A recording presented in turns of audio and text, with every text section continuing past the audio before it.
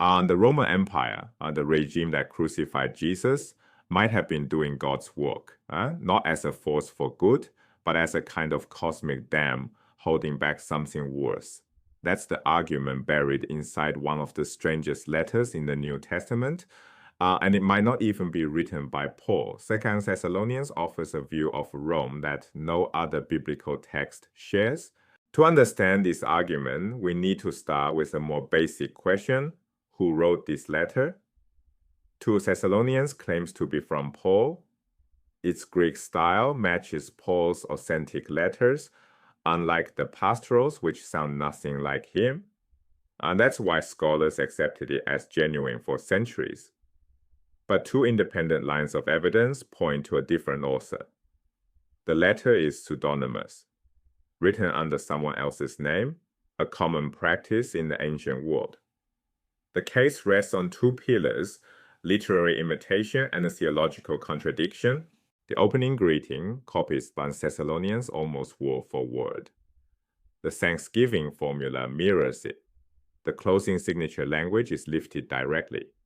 People don't parrot their own previous letters this precisely, but an imitator using 1 Thessalonians as a template will produce exactly this result. The one section that breaks free of imitation is chapter 2, where the new theology appears. Now look at the content.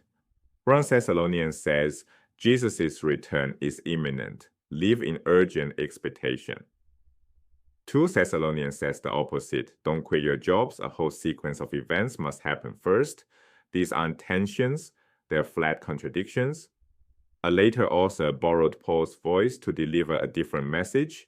So if 2 Thessalonians isn't by Paul, we need to identify the new theology its real author introduces. That's chapter 2, the one section that breaks free of imitation.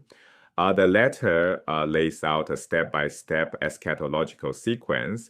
Eschatology meaning beliefs about the end times, the final judgment, the return of Jesus. Here's the timeline from 2 Thessalonians chapter 2. Right now, something holds back the end. A force called the Restrainer keeps a lid on the final crisis. The Greek word is Katechon, the one who holds back. Behind that barrier, a figure called the lawless one operates in secret. The text calls it the mystery of lawlessness. Already at work, but hidden, waiting. When the restrainer is removed, the sequence accelerates. First comes a great rebellion, an apostasy. Then the lawless one is revealed. He exalts himself above every god, takes a seat in the Jerusalem temple, and declares himself God. This echoes Daniel's abomination of desolation, a desecrating act in the temple that Daniel prophesied, and Mark 13 picks up later. Then, and only then, Jesus returns and destroys the lawless one with the breath of his mouth. 5 stages, strict order, no shortcuts. We have the sequence. Now we need to identify the figures. The restrainer is most plausibly the Roman Empire. Consider the evidence. Rome actively suppressed messianic pretenders throughout the first century. It executed Jesus. It crushed other would-be messiahs, figures like Theudas and the Egyptian mentioned in Acts.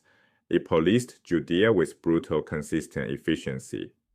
Rome functioned as a lead on messianic movements, exactly the kind of force that holds back an emerging figure.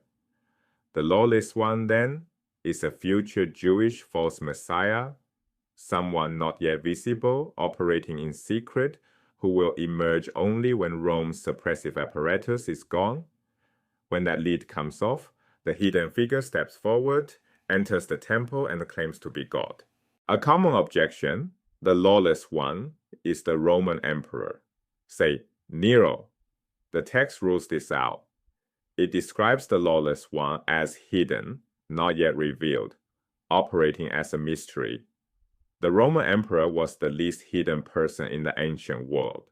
His face appeared on every coin in the empire. His name was inscribed on public buildings in every city. His statues stood in temples across the Mediterranean.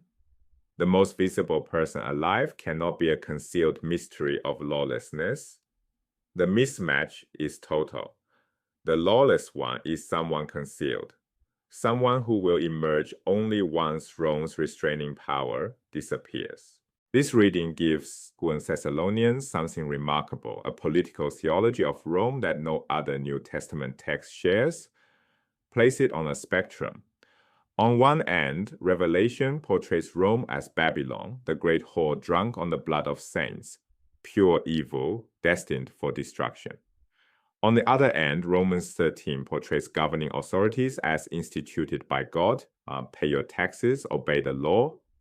2 Thessalonians does something neither of those texts do. It gives Rome a role, a necessary, temporary, divinely appointed function, without calling Rome good. Rome is a tool in God's apocalyptic toolkit, useful for now, disposable later, not sanctified, not demonized, instrumentalized. 3 texts, 3 theologies of the same empire, written within decades of each other.